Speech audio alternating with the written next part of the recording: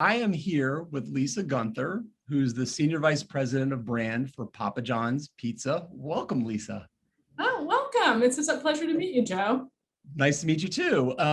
And I know you're relatively new to this role, brand new to Papa John's. I think you've been in the job maybe four months max. Yeah, Um, not even. and I know you've had a very interesting career working for some of the greatest brands around.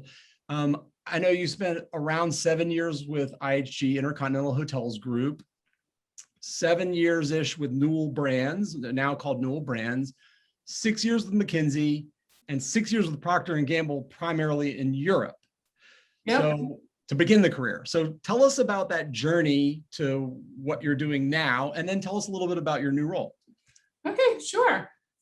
So yeah, coming out of college, I had a double major in art history and math of all things. And so I was looking for a role that, or a job that would fulfill, what I say is both the art and the science.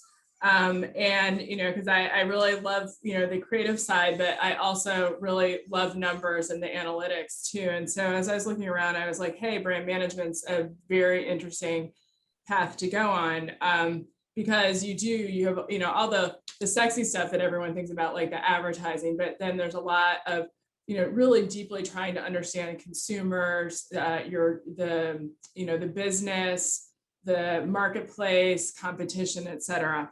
So as I was looking at different companies, I was very fortunate to be, land a job with Procter & Gamble, and was even more fortunate that I was pretty quickly sent over to Europe, in particular to Eastern Europe, where I was helping to open up some new geographies as a whippersnapper out of college. So I did that. I came back actually to Cincinnati for a little bit, and then I was actually at Gillette in Boston for a year. And when I was at Gillette, I kind of had this dawning realization that I was still in my early 20s and early mid 20s. And this is all I'd ever done, and it had some pretty amazing experiences. But I, at that point, decided I wanted to go to business school because I wanted, just A, to, continue my education, but B, also explore a little bit of life and understand what else was out there. In business school, I was really fortunate that I had actually a nonprofit internship with McKinsey, where with a McKinsey team, we helped to open up a school in a very disadvantaged area of Boston, a charter school. And I got my McKinsey offer from that, thinking that I was never, ever in a million years going to be a consultant. I was, going to explore the world, et cetera. But, just had a really amazing experience with McKinsey, and the fact that they would put a great team against trying to help the community told me that it was a company that I wanted to be involved with.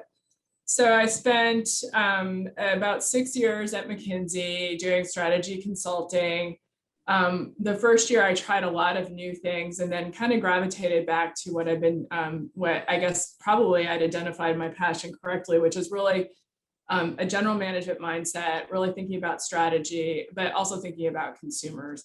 And so I did a lot of work with CPG and retail companies, so really understanding that end-to-end continuum, and it was a fantastic experience. But two things happened. A, I had 2 kids while I was there, and it's hard to be on the road all the time and be a great wife and a great mother. At least it was a balancing act that I could not do gracefully.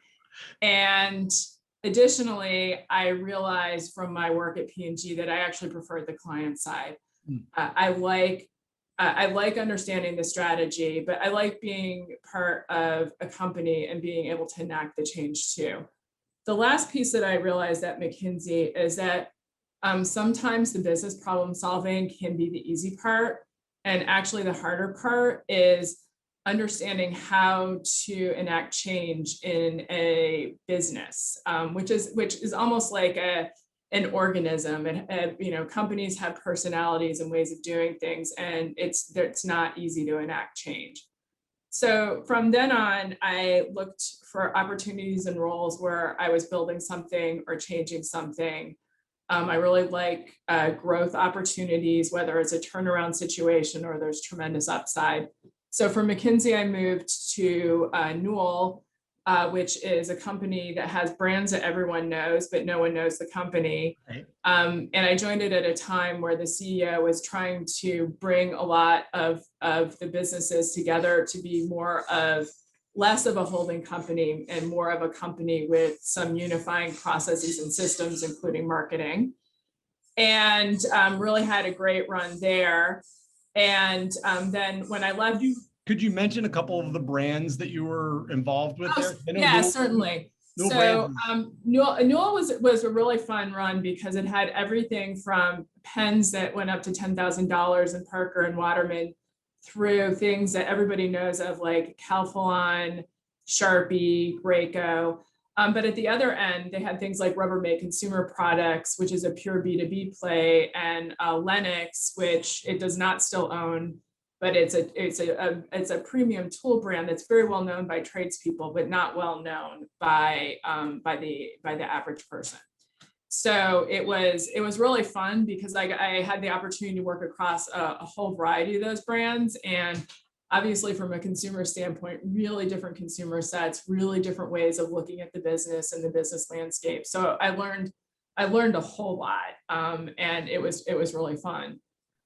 From there, I actually consulted on my own a couple of years because Newell went through a leadership change, and I wasn't that interested in staying with the company during that period.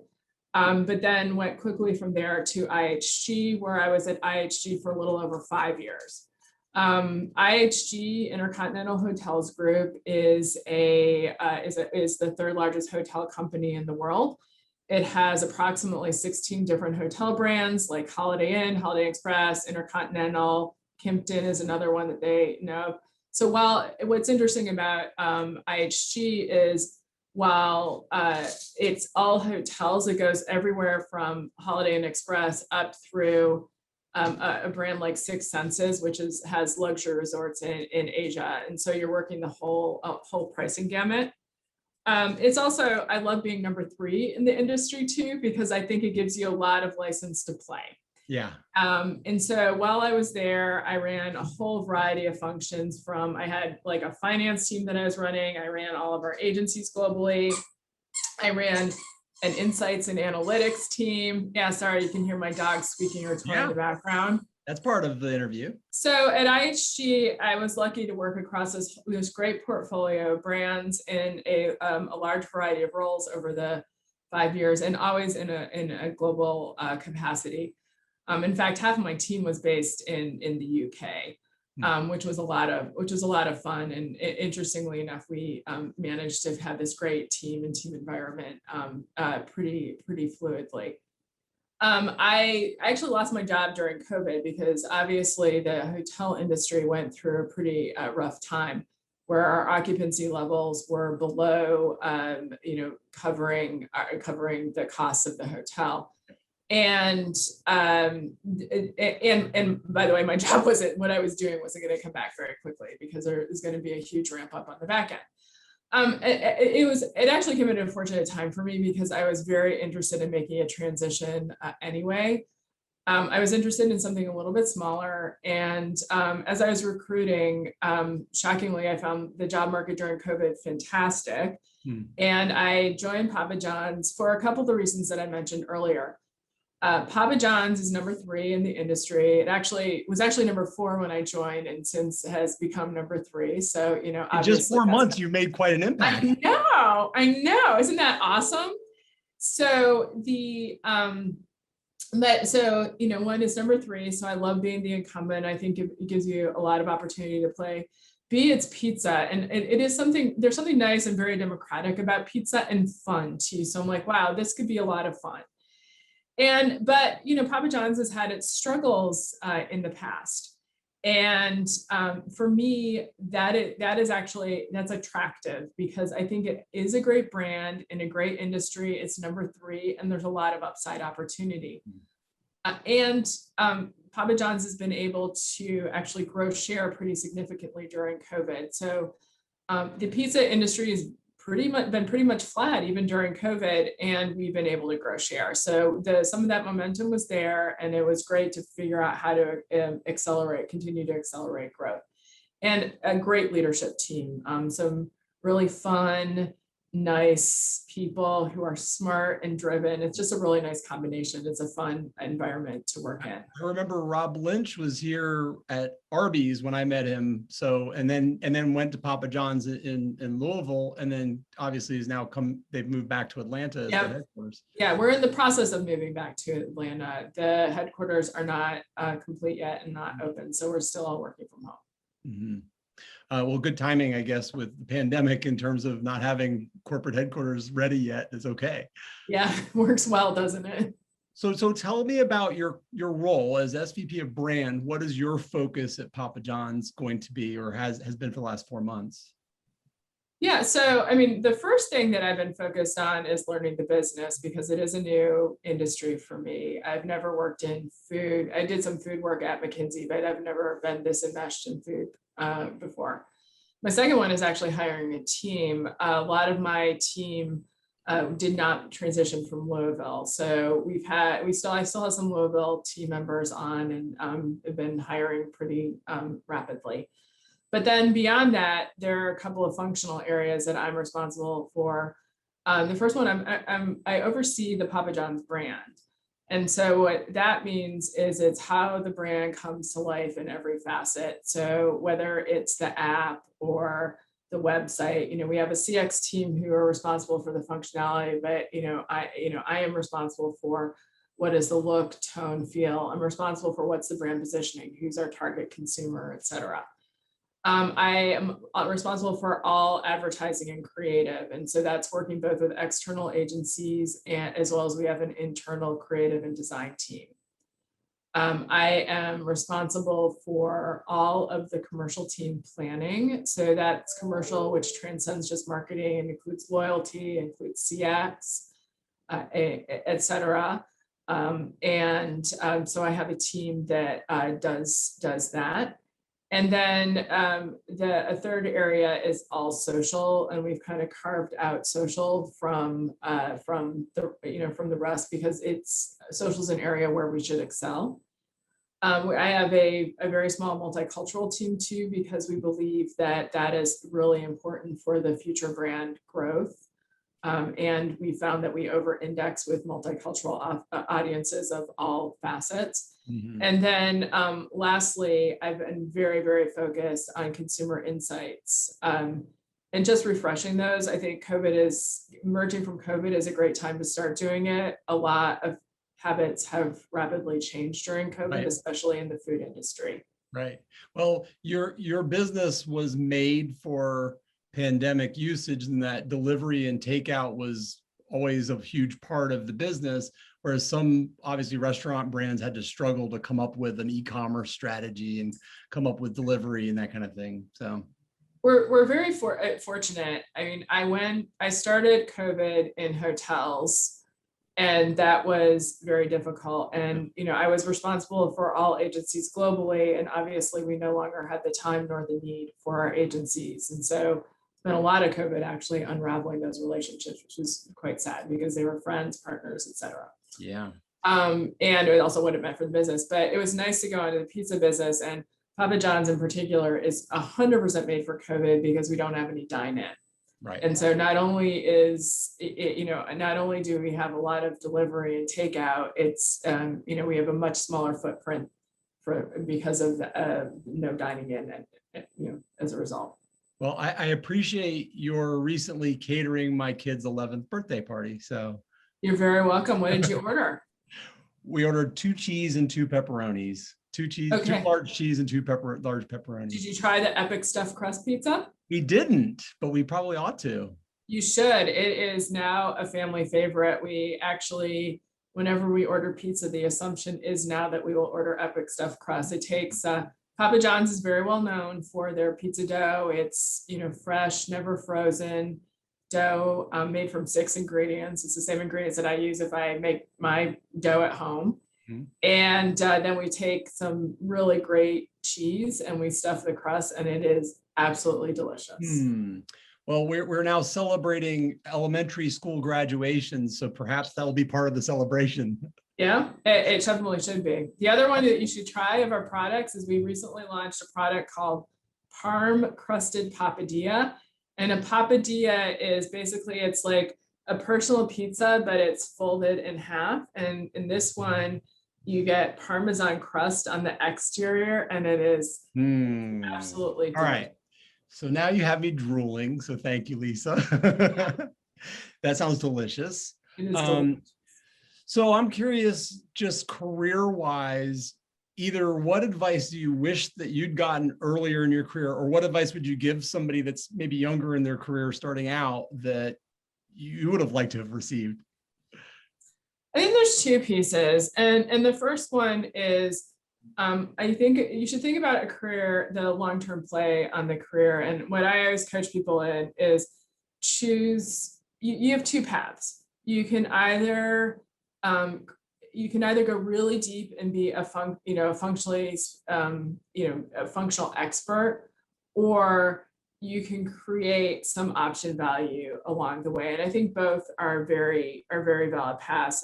But you have to realize that if you have a passion for one area, you can go really deep and be the best at it.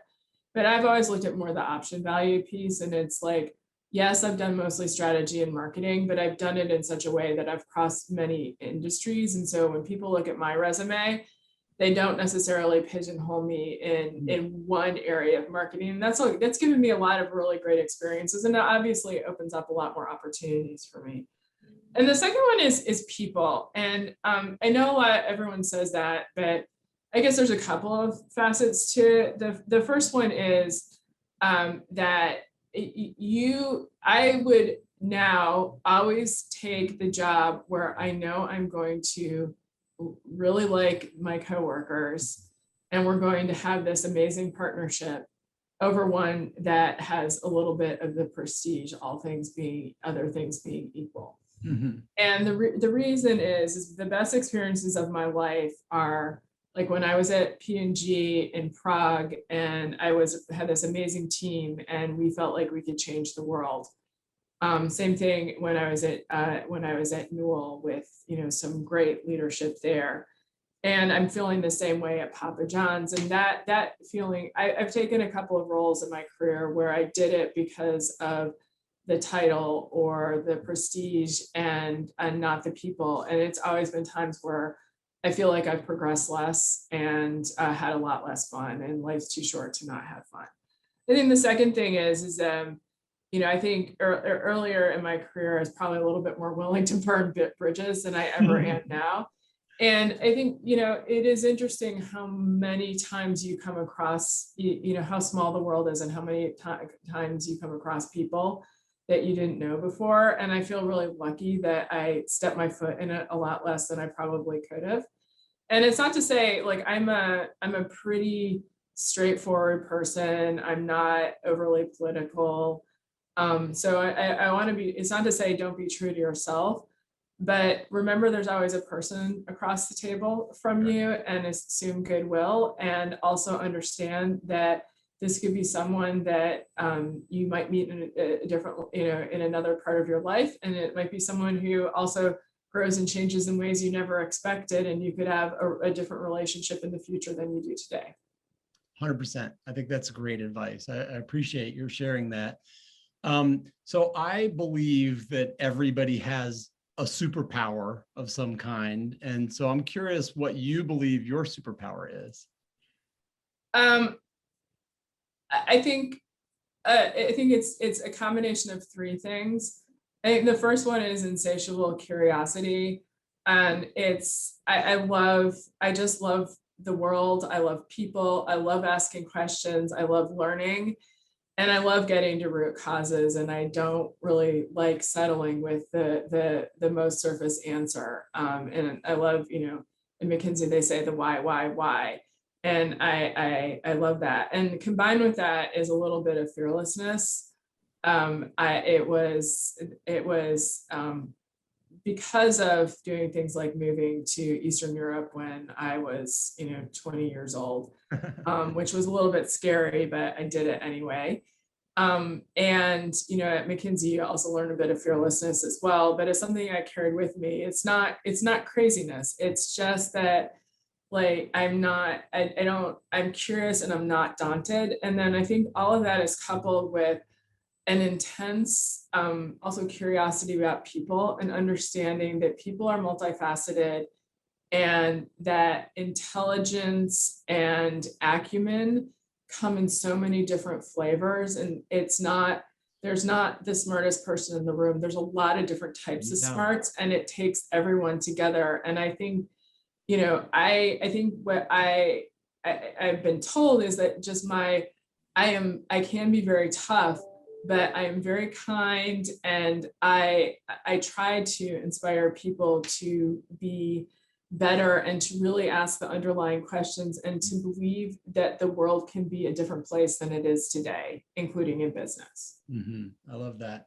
I recently heard Brene Brown speak at an event, online event, and she was interviewed by Guy Raz, who's the host. I know who Guy Raz is. I'm an NPR junkie. Okay, so this was the How I Built This Summit, and he was interviewing Brene Brown, and he said that on her podcast, she asked him what the best leadership advice he ever got was. And he said, I'm going to turn this around and ask you what the best leadership advice you ever got.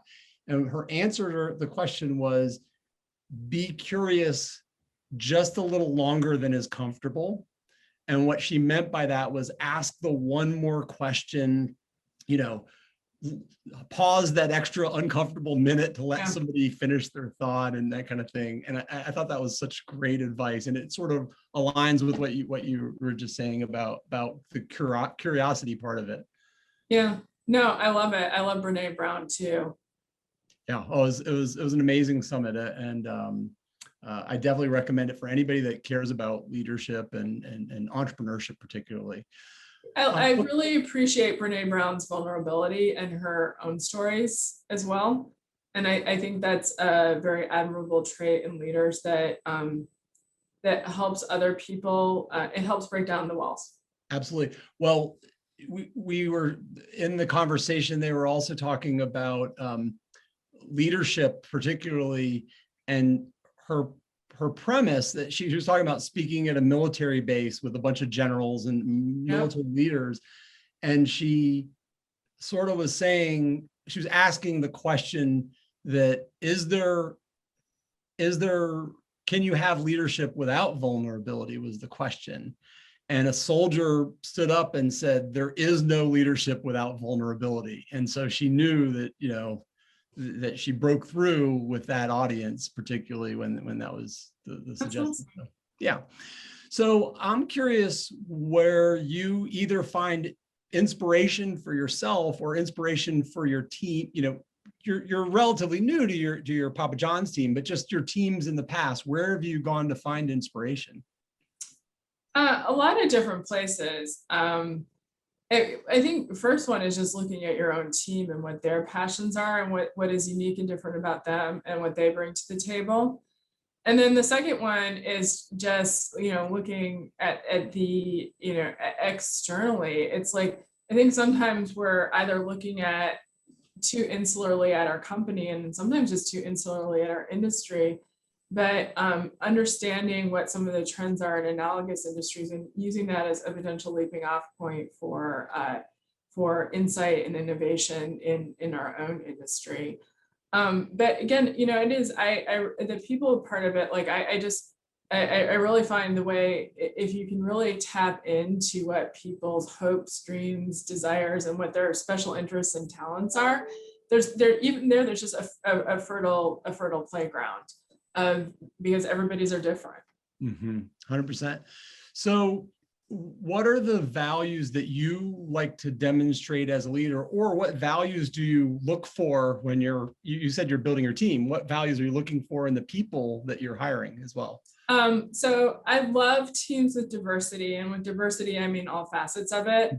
So it's, gender diversity, it's, ethnic diversity, it's, racial diversity, religious diversity, all different kinds, because I think, especially as a marketing, I think it would serve any company well, but even from a marketing standpoint, when you're in this melting pot of a world, you can't, you can't have a monolithic, point of view on it. And so that just really helps you understand and think about how the world is. I know when I'm interviewing people, there are two things that I can get along with almost anyone, but there are two things that I need on members of my team. And the first one is the intellectual curiosity that we've been talking about. If anyone ever gives me an answer of, well, because we've always done it that way, I'm like, if it's in an interview, I'm like, that's not going to work. Or Right. even at companies, I'm always like, oh, really? Even if it's the right thing to do, you got to get a better answer than that. And the second one is just drive. I love having lots of balls in the air, and I love people around me who like that as well.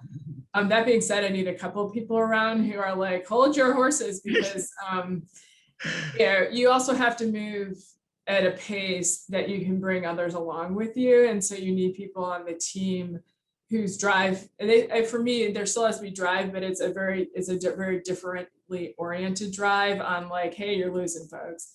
So those are a couple of things that, I know that I need on my team members. But I guess as a leader, what I look at is, I think people can look at either fairness or they look at individuals. And, some of the personality tests say that it tends to be kind of one way or the other, or some people are somewhat in the middle. And I tend to look at individuals and I try to understand what makes them tick and motivates them and what their dreams and desires are. So how we structure their current role, but how we give them stretch assignments, et cetera, and help them, excel and grow. And then I also do a lot of kind of unbounded problem solving sessions on different types of problems. And I fundamentally believe, and it's from a case study early in my career where I was in a room with a bunch of manufacturing folks and we were about to scrap a project, and I raised my hand and basically proposed like a solution. And I thought they were all going to think I was an idiot, and it actually ended up saving the project. Oh, wow. So from that, I learned that you get people in a room who aren't necessarily experts, because sometimes they see the problem in such a different way that they can come in on the side and really have some great ideas. And so unstructured, well, it's structured and unstructured. We usually have an issue we're looking at, but it's unstructured from the standpoint of we bring people from many facets in, and there's no set agenda of how we go through it. And I think what people learn is, okay, we all have things to bring to the table that can just help us out, and it can solve problems differently. And then I think the other piece that I bring to the table, and it's a gift of both P&G and McKinsey, is understanding what the strategy is before the tactics. And so it's something that I think I'm pretty good at, and I help people think about that first. It's not just what you're doing, but it's the why of what we're doing. And I use some of the unstructured problem solving to demonstrate that. And the last piece is, I find in a couple of organizations that I've worked is there's a lot of learned helplessness. And what happens is there's a lot of group growth, and no one's really willing to take a stand and make a decision. And I'm like, you know what? If you are passionate about it and you want to do it, make that decision and go forward and move. And so I try to help people grow to believe in themselves and grow that autonomy so that they can take that ball and run with it, even in organizations that aren't really geared that way. Yeah, it reminds me of some advice I was given when I became a new parent, and it was about how to co-parent with your spouse. And what I was told was, if your wife feels strongly and passionately about a particular topic, let her win. And if you feel really strongly about a particular topic, then stand your ground and, defend your position. And I think that was good advice. And it sounds like that's sort of what you're encouraging your team to do, which is, if you're passionate about something, then vocalize that. And if you're not, then be open to others' ideas. Yeah, 100%.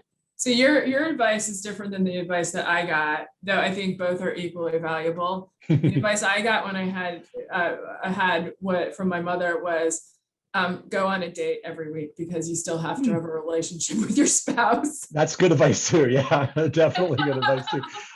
They don't tell you at the very beginning that marriage is work, whether you like it or not, it's work. Yeah, totally true.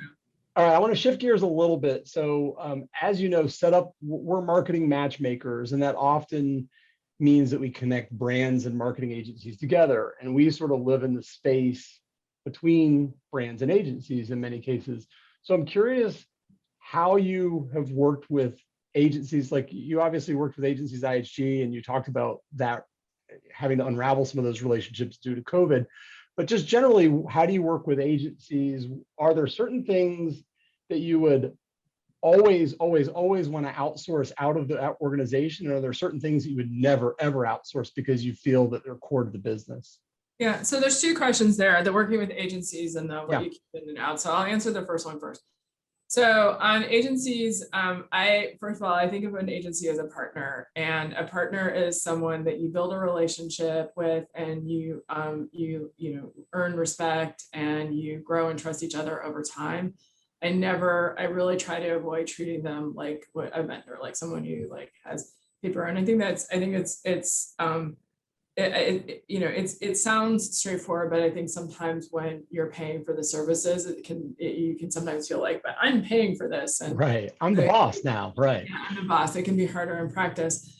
The second thing about agencies that I truly believe is it's not just the engagements and the creative, but it's the underlying relationship that you have. And you have to talk about regularly, do some hygiene, like even like truing up financials, et cetera, to understand your run rates, et cetera, so that you're not getting yourself into a pickle. But I also use those opportunities to reflect back on the work that we've done together, and both from a work standpoint and a relationship standpoint, what's working well and what's not, divorce of those very heated moments when you're in it and trying to get something out the door. So making time to have those discussions and really ensuring that it's a two-way discussion, because we're not perfect as clients and agencies aren't perfect either. So focusing on things that we can do better together. And then the last is I just like I try to be with my team, I try to reach for the stars with the agencies too.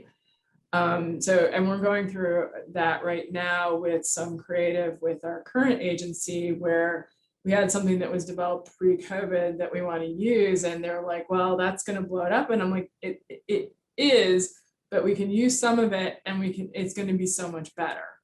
And so it's really pushing them to like think about things differently, differently and better, but with a sense of like, yeah, you can do it. Like, this is exciting. So let's achieve this together. And I think I said that was the last thing, but there is one last thing. It's also letting them do what they do without micromanaging them. They're experts in a discipline for a reason. Yeah, exactly. But I think it's even things like, I give an example when I was doing some training sessions of, you shouldn't say like, I don't think the color blue works there, or I don't like blue. You have to say, because it's not about you, number one, it's about the people who are on the receiving end of it. But more importantly, empower the agencies to come up with creative solutions when you see something that you don't think is quite working. And you do that by saying that, we haven't introduced the product soon enough, and it's a new product that people don't understand. How would you do that? And so you give them an objective and have them come back to you. And I find often then they surprise you with their expertise is being like, they have the space and time to be creative and come up with innovative solutions, and give them that time and space to bring you the unexpected.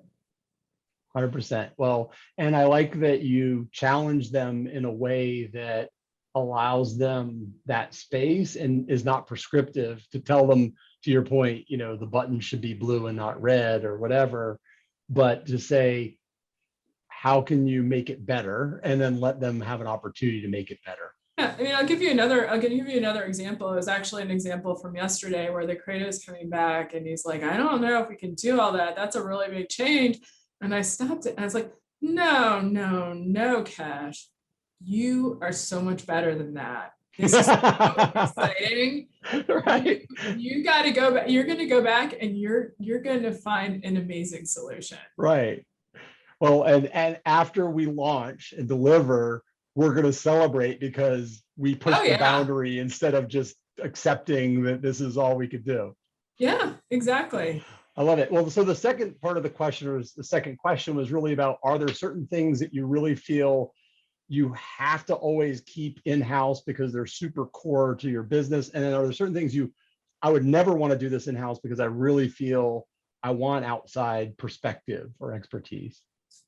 Yeah, so I think it is maybe and my agencies may hate some of the things I'm about to say, but so like video and like big creative, like we don't have the capability or capacity to do it, nor do we, I think, could we attract the appropriate creative talent.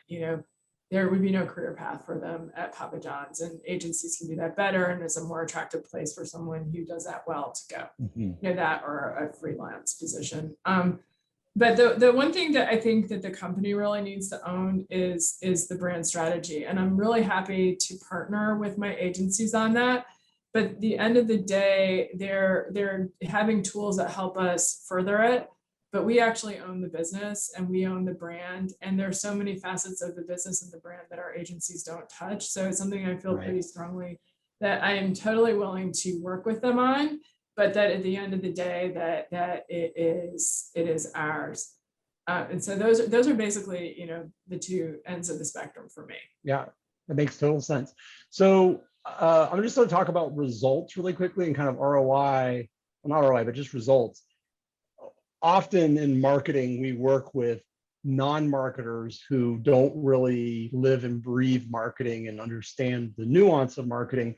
So how do you demonstrate the value of marketing to those not, the CFO and maybe the CEO? And in your case, you have a CEO who came out of marketing, so he maybe has a better feeling. But even in the past, in past roles, how do you demonstrate marketing to those non-marketers that just think it's a cost center?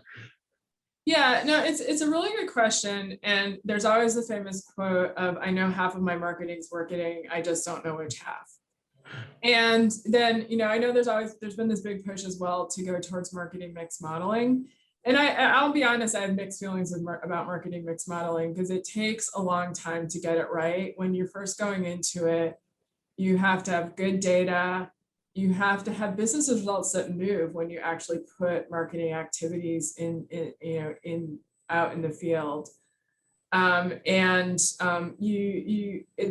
tend to work better on things that are top of mind, and have shorter purchase cycles as well. Right. And additionally, the market mix models, there's a ton of assumptions in there that take years to refine. Well, it takes years to cleanse the data, and then years to understand that the assumptions that you've made are correct.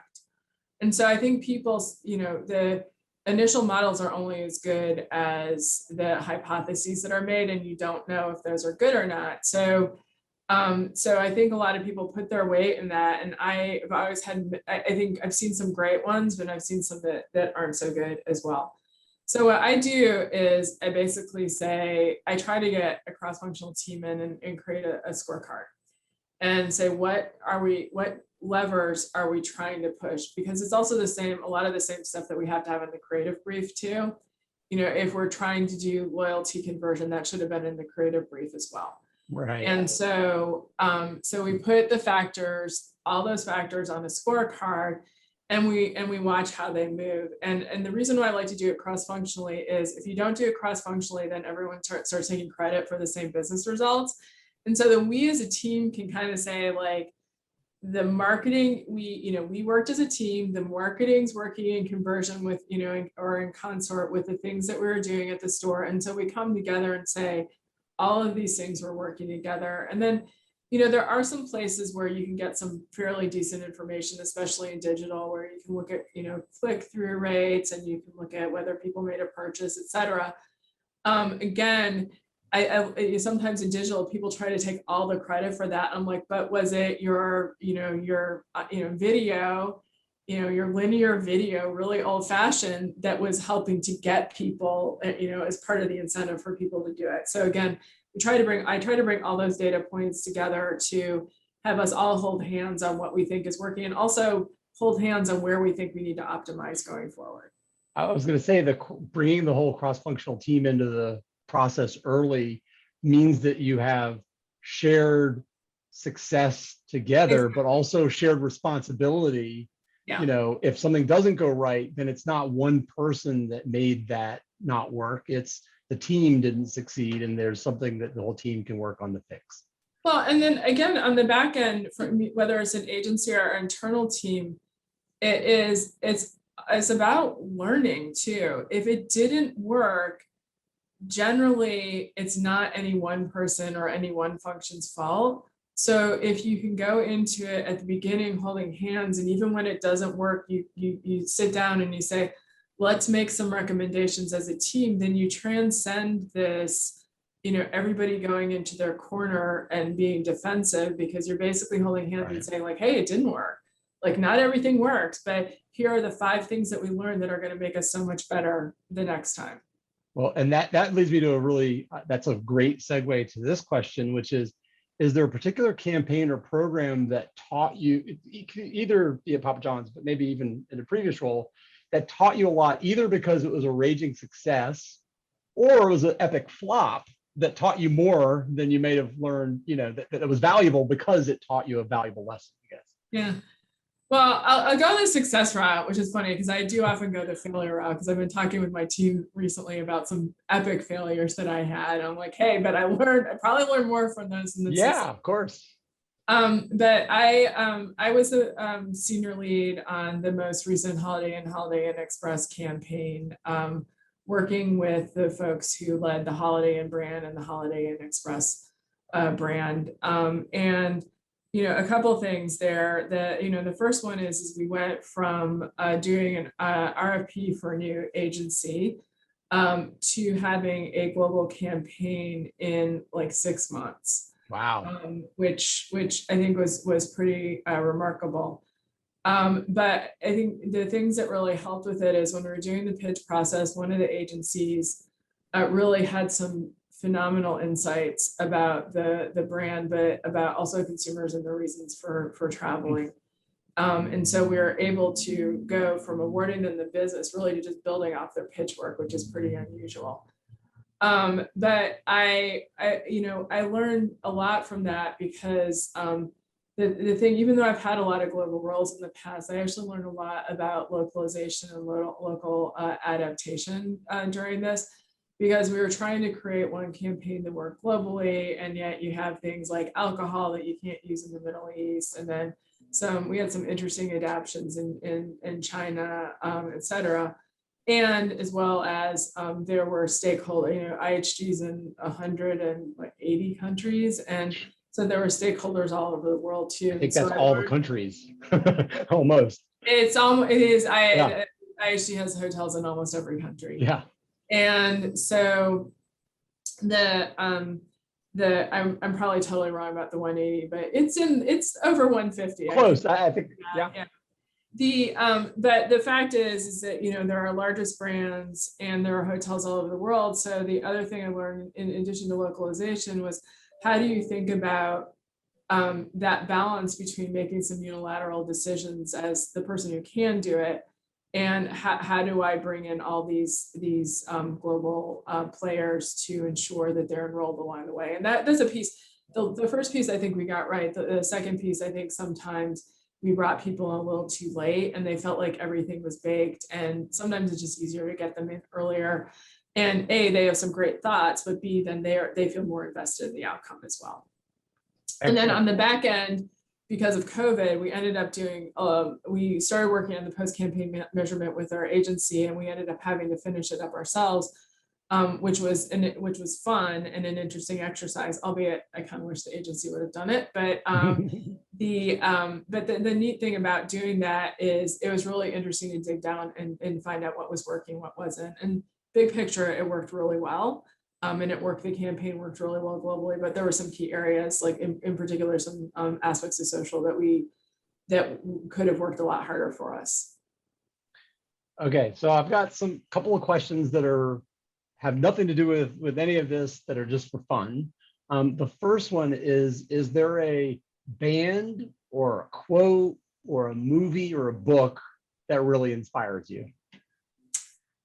It's an older German film, actually. Okay. It's called Run, Lola, Run. Oh yeah, I know Yeah, that you film. know that one? Oh, Yeah. of course. Yeah.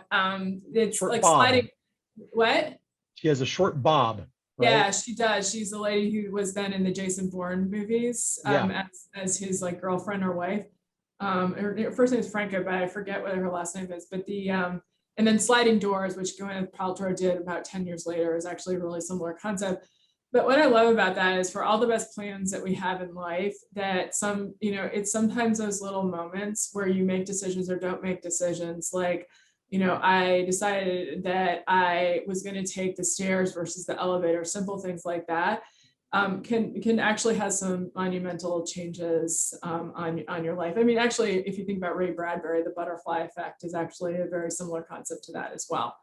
But I think it's really true, because as much as I am very driven and I can make a mean spreadsheet for my family on vacation, it is still, I met my husband because my apartment building caught on fire, and I probably would never had an opportunity to meet him otherwise. Serendipity sometimes plays a role, right? It is. And I just tell people that there's just sometimes there are those moments, and you don't resist them, go with them, because they can be some of the best moments of your life. Love that. Okay, so other than your family, your husband and kids, where do you find joy outside of work? There's three things that I love to do. And the first one is I really love to exercise. So I do a ton of yoga, and I run, and I play tennis, and I work out usually at least every day, at least once. But I find it's a really good way for me to move my body and relieve stress, and I just feel energized, and I get some of my best ideas then. Second one is I love to cook. It's a creative outlet for me, and it's also a way of feeling like I'm taking care of friends and family. And there's nothing better than sharing a great meal with your family and friends. And then I assume you have a full line of Calphalon. No. I have. We worked on Calphalon when I was at the agency. We did a bunch of work for Calphalon, so I actually have some Calphalon. Yeah, I have some Calphalon, but Calphalon, like I have some All Clad, and then I have some Finex, which makes a phenomenal cast iron pan, and then my knives are. There's this guy named Kramer who makes, he's a master knife maker, and he makes some of the most phenomenal knives ever. So I have a whole bunch of those. So yeah, I really do love to cook. I love collecting kitchen equipment to do it. And then the last thing is I love creative projects, and I've painted murals in my kids' rooms, like I sew. A little bit, people are kind of like, you do all that, and I'm like, yeah, I need to. And that's just like, it's how I get some of my wildest ideas, and just have a lot of math, fun. art history, his left brain, right brain. Exactly. Yeah. Okay, so I have a really silly one for you. If there was a fictional story or a realm that you could live in instead of this fictional story and realm we live in today, what realm would that be? Okay, so I have two answers for you, and the first one is everybody laughs at me because despite the fact I'm a marketer and I'm pretty good at it, I'm pop culture illiterate, and I like read the newspaper all the time, and I watch documentaries, and so it's not fictional, it's actually kind of more real. I am fascinated by totalitarian leaders and what the hell are they thinking. And I also am fascinated by the lives that people lived under, because I think in general, most of us have more in common than we have different. And the average person actually just wants to have a nice life with their family and friends. Right. And so there's just some people like, Pol Pot And, Idi Amin or somebody, yeah. you mean exactly that you like. I love like what were you thinking, dude? And it is mostly dudes too. That I would love to just almost like get in their brain and understand it. Like how it just seems like so unfathomable to me. But then my silly answer is I did a lot of musical theater in high school, and I sang a cappella in college. And I would love to be part of that pitch perfect realm, because I don't understand how the hell they just break out in song simultaneously in perfect harmony with dance moves, because all I know is we practice our stuff a whole hell of a lot. All right, Lisa, we'd like a sample right now. No. Okay, so second to last question is there a brand that you have never worked on that you just really admire, and why do you admire that brand?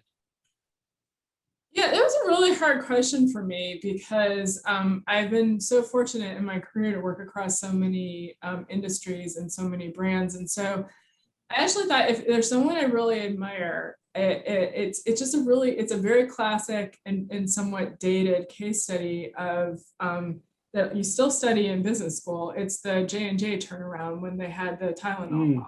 Yeah, absolutely. And I just, the leadership that was shown, and there are so, I think there's so few times that you see that, and so many other times that you see things that are more like Purdue Pharma, where they had all the information and they're sweeping it under the rug, that people are scared to do the right thing.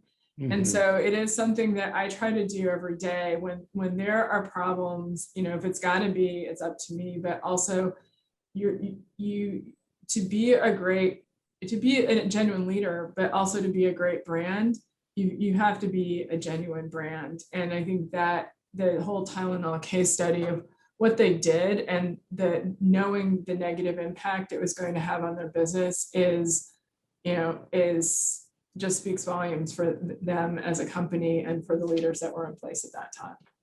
There's a really similar story if you know the brand Jenny's ice cream. They had like a listeria issue with some of one of those, and they basically shut down all of their scoop shops and dumped all of their product and started from scratch. And that's a small business too. Yeah, but it's a fascinating case study. It's similar in the way, knowing how damaging it is in the short term, but important it is for the long term, and having that long-term vision to do what's right for the consumer and protect the brand by doing what's right, even though it's unprofitable. Yes. Yeah.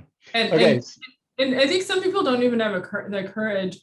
I named Purdue Pharma, which was, malfeasance, but I think sometimes in a lot of situations, people don't even have the courage to actually identify that there is a problem. And so that's where it first starts. Absolutely. Yeah. I think it takes leadership beyond public relations, to do what's right and do that first. And then I think many of us believe that if you always do what's right for the, not just for the business, but for the consumer, then you win in the long term anyway. Yeah, I would hope so. Yeah. Yeah. Okay. So my last question is there something that I didn't ask you that you wish had been part of this conversation you wish that I had asked? I think the one question I would love for you to add this one is you kind of embedded it in the campaign question, but I actually would think an overt question about what's the biggest mistake you've made and what did you learn from it would be a really interesting one. So do you want to answer that one? Yeah, it's interesting because I don't know if this is the biggest one, but it's the one that's top of mind. When I first went to Newell, it's sometimes hard to go. I was, client side, then consulting, McKinsey, and then I went to Newell. I was responsible for, looking at brand, how do we codify all of our brand positioning? How do we get better planning in place? And honestly, I got it all wrong at first. I, came in like a consultant. Right. I know I have all the answers. Yeah, well, I have all the answers. And my first approach was like someone said, okay, it was really lowest common denominator and it was, boring and awful. And then I came back with, round two on it. And, Newell was a very operationally focused company. And so round two became almost like too academic and theoretical for them. And I'm like, it actually took me a third try until I got it right. And when I got it right, I got it really right, and it worked well and it resonated. But I'm just lucky, honestly, I'm lucky I work for some really great people who gave me some tough feedback, but that I was allowed to swing at it again and actually get it right the third time. Yeah, I mean, to give somebody the space to get it wrong twice is part of the challenge, and that most probably wouldn't do that. So that is definitely good leadership again. Yes. Okay, so Lisa Gunther is the SVP of Brand at Papa John's. Thank you so much for this time together. It's been an amazing conversation. I really appreciate it.